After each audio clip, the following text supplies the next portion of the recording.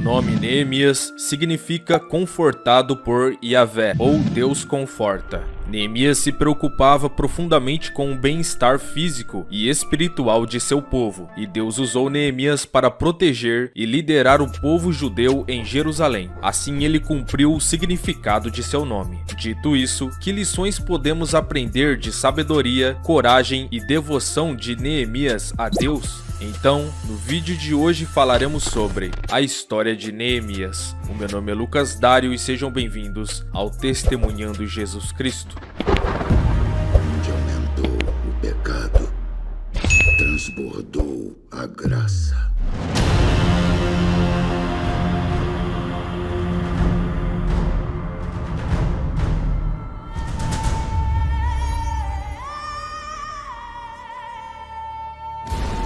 Paz, amados! Peço a ajuda de todos vocês para se inscreverem no canal e ativar o sininho de notificações. Se vocês gostarem do vídeo, deixa aquele like que me ajuda demais a produzir mais vídeos.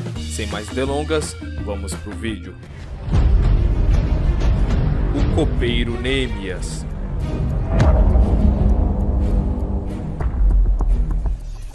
Nada se sabe sobre Neemias, exceto o que está escrito no livro que leva seu nome. Ele faz sua primeira aparição no capítulo 1 em Suzã, o palácio principal do rei persa Artaxerxes I, onde serviu como copeiro pessoal do rei. Como copeiro, uma de suas principais responsabilidades era provar o vinho do rei para ter certeza de que não estava envenenado. Ele também foi um conselheiro de confiança. Deus colocou Neemias nessa posição importante, servindo ao governante mais poderoso do mundo naquela época, a fim de cumprir sua vontade e propósito. A confiança do rei em Neemias foi um fator importante em sua nomeação para governador em Jerusalém.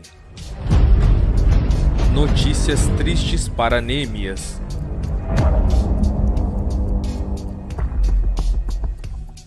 Por volta de 446 a 445 a.C., o irmão de Neemias, Hanani, trouxe notícias perturbadoras sobre as condições lamentáveis do povo judeu que havia sido autorizado a retornar a Jerusalém cerca de 90 anos antes. A notícia era: os sobreviventes que saíram do cativeiro na província estão em grande angústia e reprovação. O muro de Jerusalém também foi derrubado e as suas portas queimadas. As paredes de Jerusalém foram originalmente destruídas pelo rei Nabucodonosor da Babilônia, mais de 140 anos antes. O fato de os muros de Jerusalém ainda estavam derrubados deixou a cidade insegura. Os invasores podem atacar sem restrição. Naquela época, uma cidade sem paredes nunca teria valor. A reconstrução dos muros de Jerusalém se tornaria um ato notável pelo qual Neemias é lembrado até hoje. Mas estamos avançando na história. Muito angustiado com o relatório, Neemias buscou a vontade de Deus por meio do jejum e oração, para determinar que medidas ele deveria tomar para ajudar a retificar as condições deploráveis de seus conterrâneos. Sua oração é um exemplo de humildade e fé genuína na misericórdia e poder de Deus para intervir em seu favor. A paciência de Neemias.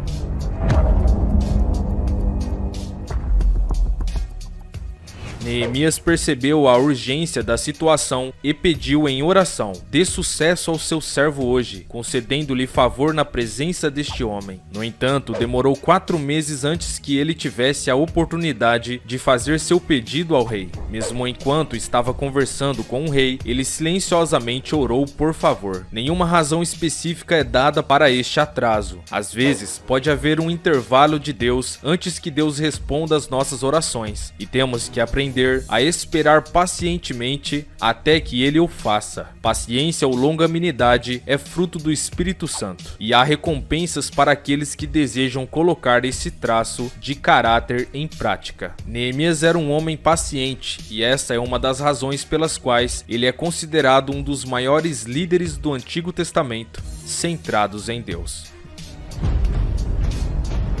Neemias e a reconstrução.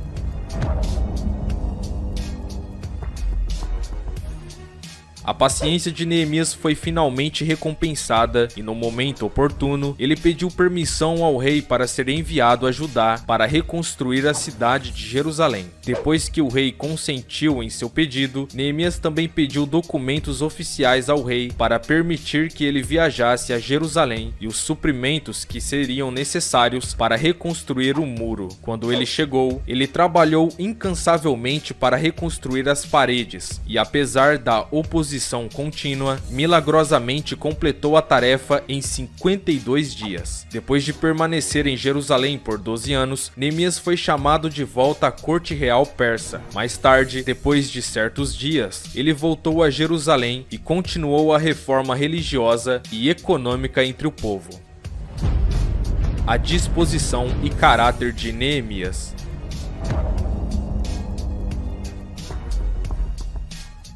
Neemias representa um nobre exemplo de verdadeiro patriotismo, fundado no temor de Deus e buscando o bem-estar religioso do seu estado, seu respeito pela lei divina, sua reverência pelo sábado, seu reconhecimento devoto de Deus em todas as coisas, sua percepção prática do caráter de Deus, sua união de vigilância e oração, sua humildade em atribuir todo o bem em si mesmo à graça de Deus, são todos altamente recomendáveis. De fato, poucos livros da Bíblia contêm uma ilustração mais rica da religião do povo israelita da época, ensinada pelo exemplo de Neemias. Um líder decidido.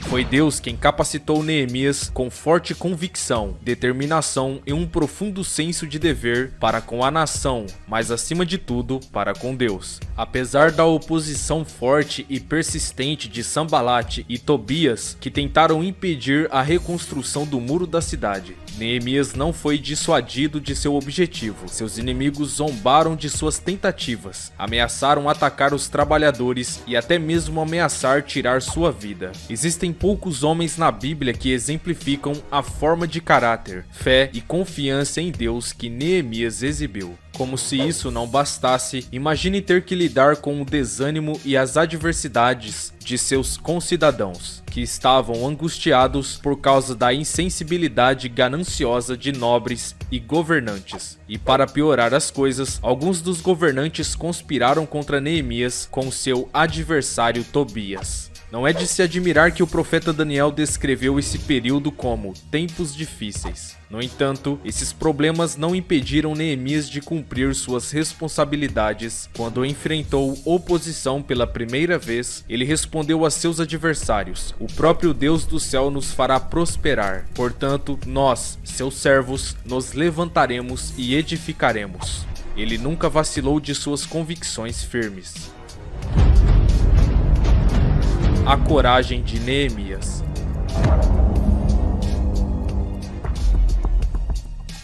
Durante a construção, seus inimigos ameaçaram atacar. Neemias assumiu o comando. Primeiro, ele buscou a ajuda de Deus. Veja, mas nós oramos ao Senhor Deus. Em seguida, armou os trabalhadores e os encorajou com estas palavras: "Não tenham medo deles. Lembre-se do Senhor, ótimo e incrível. Nosso Deus lutará por nós." Quando os inimigos de Neemias tentaram armar uma armadilha para ele, induzindo-o a buscar abrigo no templo, ele recusou. "Veja, deve um homem como eu fugir? E quem há como eu que iria ao templo para salvar sua vida? Eu não vou entrar." Tamanha coragem e heroísmo são admiráveis. A coragem de Neemias aqui me lembrou bastante a história dos valentes de Davi. Caso tenham curiosidade, o link estará aqui na descrição. Dá uma passada lá depois. Continuando. A fé de Neemias.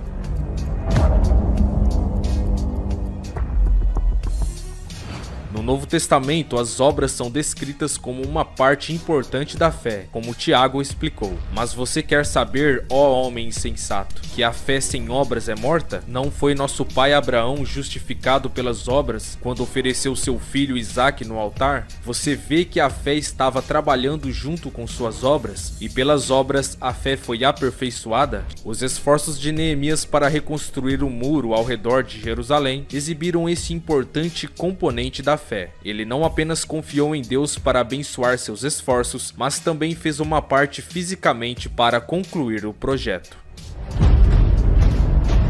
A disposição de Neemias.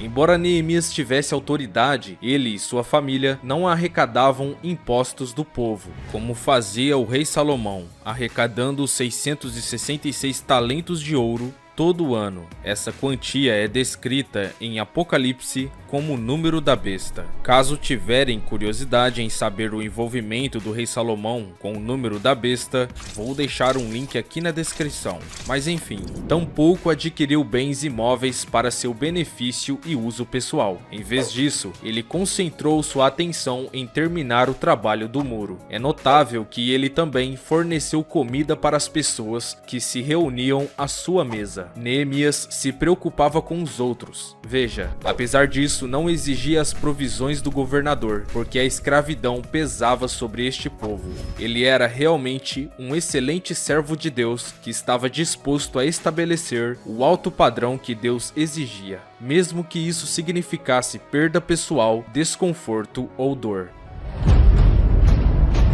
Antecedentes de Neemias.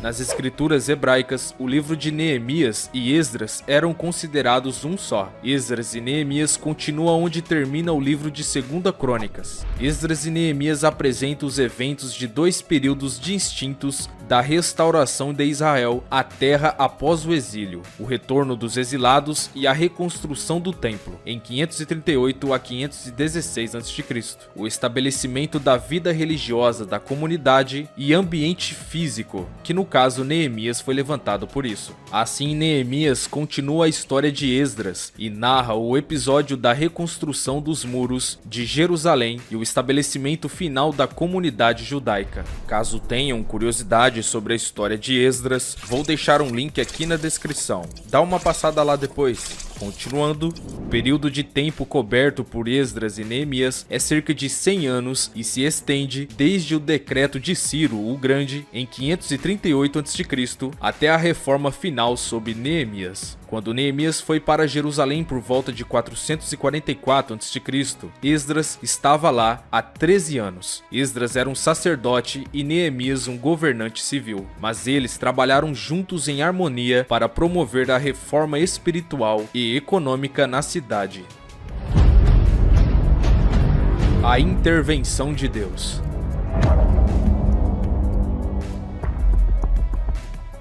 Sem a intervenção miraculosa de Deus, o templo e as paredes de Jerusalém não teriam sido reconstruídas. Teologicamente, o livro enfatiza que a orientação divina estava por trás de tudo, até mesmo as ações dos reis humanos e líderes judeus. A restauração não foi um golpe de sorte causada pela política persa benéfica. Em vez disso, resultou da intervenção do Deus de Israel na arena da história humana.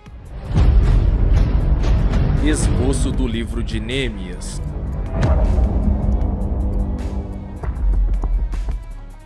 Para quem achou o livro de Neemias um pouco confuso por não ser cronológico, fiquem tranquilos que vamos brevemente aqui mostrar o que acontece capítulo por capítulo. Vamos lá. O livro de Neemias pode ser dividido em duas seções principais. Dos capítulos 1 a 7, fala sobre a reconstrução de Jerusalém, e dos capítulos 8 a 13, fala da rededicação da comunidade a Deus. No capítulo 1, vemos a oração sincera de Neemias depois de receber notícias angustiantes sobre Jerusalém. No capítulo 2, o rei persa concede permissão para Neemias ir a Jerusalém. Neemias inspeciona as paredes à noite. A oposição começa, mas ele se mantém firme. Já no capítulo 3, fala sobre a lista daqueles que reconstruíram as paredes. No capítulo 4, fala que a oposição à reconstrução aumenta, mas a parede é defendida contra os inimigos. No capítulo 5, surgem problemas internos. Neemias age com firmeza para consertar as coisas. Neemias. No capítulo 6 fala de outras conspirações aparecerem contra Neemias, e no mesmo capítulo fala que a construção da parede é concluída. No capítulo 7 é falado a lista daqueles que voltaram do exílio. Já no capítulo 8 é uma leitura pública da lei. A festa das trombetas e a festa dos tabernáculos são observadas. No capítulo 9, um dia de jejum,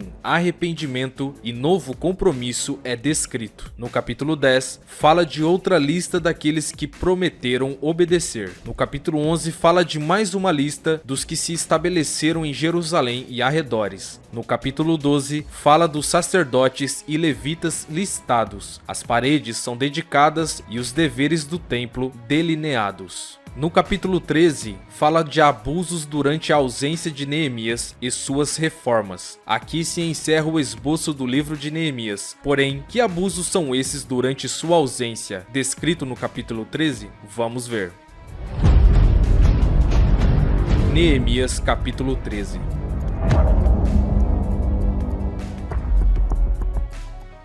Depois de servir como governador por 12 anos, Neemias retornou à Pérsia por volta de 433 a.C., o 32º ano de Artaxerxes. Quando ele voltou para Jerusalém, ele descobriu que vários abusos ocorreram em sua ausência. Ele ficou chocado ao descobrir que Eliasibe, o sumo sacerdote, havia dado a seu velho inimigo Tobias um quarto dentro do complexo do templo. Neemias agiu imediatamente e jogou todos os utensílios domésticos de Tobias para fora da sala. Em seguida, ele limpou os quartos. Seguiram-se outras reformas importantes. Neemias estabeleceu o sistema de dízimo e designou homens fiéis para garantir a distribuição justa aos servos de Deus. Em seguida, ele voltou sua atenção para as violações do sábado e proibiu que o comércio ou o trabalho ocorressem no dia que Deus havia escolhido como santo para ele. Ele repreendeu os nobres de Judá, dizendo: "Que maldade é esta que vocês fazem, com a qual profanam o dia do sábado?"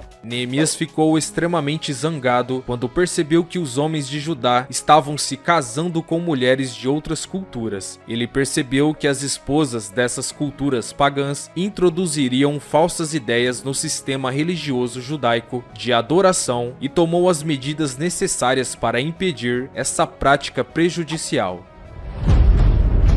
Neemias e a observância do sábado.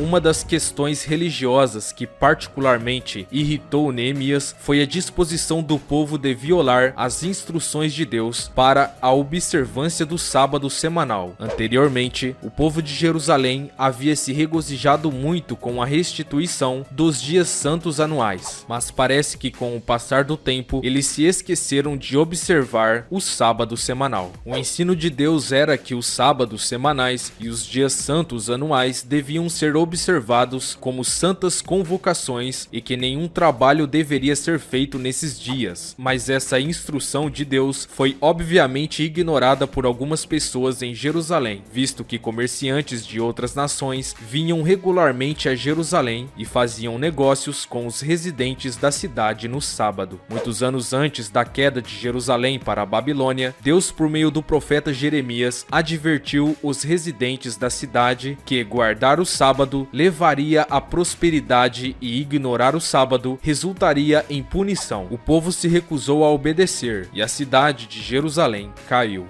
Neemias ficou chateado porque o povo estava cometendo um dos mesmos pecados que levaram à destruição de Jerusalém. Então eu contendi com os nobres de Judá e disse-lhes: "Que mal é esse que vocês estão fazendo, profanando o dia de sábado? Por acaso os seus antepassados não fizeram o mesmo, levando o nosso Deus a trazer toda essa desgraça sobre nós e sobre esta cidade? Pois agora, profanando o sábado, vocês provocaram mais a ira contra Israel."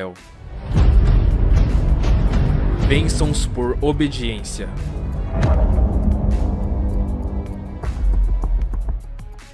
No final do livro, Neemias faz esta declaração: "Lembra-te de mim para sempre, ó meu Deus." É interessante que, no Salmo 37, verso 3, lemos: "Confia no Senhor e faz o bem. Nosso dever cristão é mais do que confiar em Deus, é também estar fazendo o bem. Neemias foi realmente um líder que exemplificou esses dois conceitos fundamentais em sua vida. À medida que continuamos a estudar a palavra de Deus, que os princípios que aprendemos se tornem um alicerce sobre o qual edificamos nossas vidas, agora e no futuro.